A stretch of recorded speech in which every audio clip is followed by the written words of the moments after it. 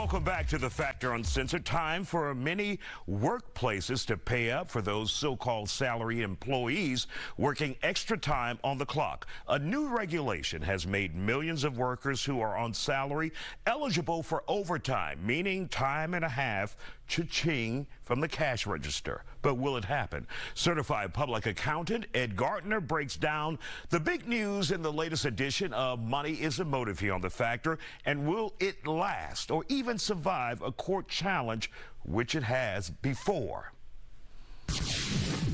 Ed Gardner joins us here on The Factor Uncensored for Money is a Motive. Ed, this is a big deal when it comes to the American worker. Tell us exactly what the Biden administration is proposing or doing. Well, what they're proposing, of course, is looking at people who are at certain salary wages. They feel that they have gotten the salaries instead of paying them overtime for their work because they work a lot of extra hours.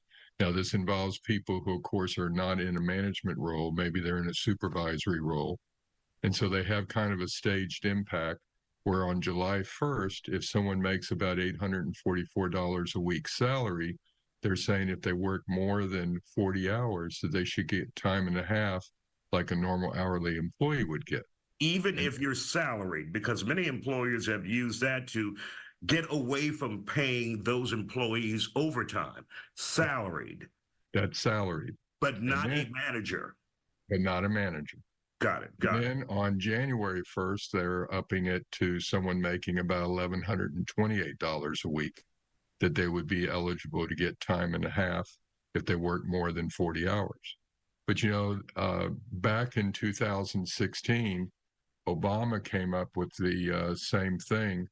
And what happened then is about a year later, the courts came and the federal courts did away with it. So there's a feeling that the same thing is going to happen now.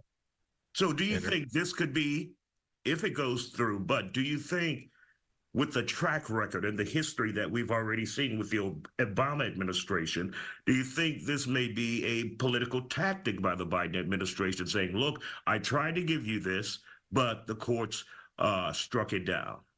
I think it probably is a political thing, especially with election year, because again, 21 states filed a lawsuit against Obama.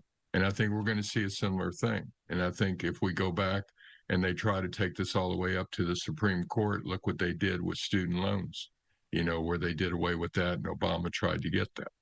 And of course, Isiah, what's going to happen now is if this does go through, you're going to see people possibly going back to hourly, losing their benefits that they had. And then we're also going to see to the economy, if it does go through, you're going to see possibly price increases because they're going to be paying more for labor. Before you move on, you said we will see people go back to hourly and lose the benefits that they have. So those individuals who currently have salaries and they have those benefits, you're saying that employers may say, you know what, this is too expensive, let's just make them hourly. But you would pay overtime. That's one of the options that may happen. But you would still have to pay overtime, even if they're hourly, right? Yes, but of course, with some of the benefits that they're getting, not all hourly employees get the benefits of salaried employees. And then also we might see prices go up. For the viewers out there, give us an example of some of those benefits that they could lose if the employer takes them from salary to hourly. Well, there could be possibly deferred compensation. There could be extra benefits for vacations, for other health-related benefits that they have. So there could be a multitude of different things that people could potentially lose if employers elect to put people back to hourly pay. So do you see this withstanding the test of time and a potential court challenge? Well, I think we're going to see a court challenge, and I don't know what's going to happen before the end of this year, before elections.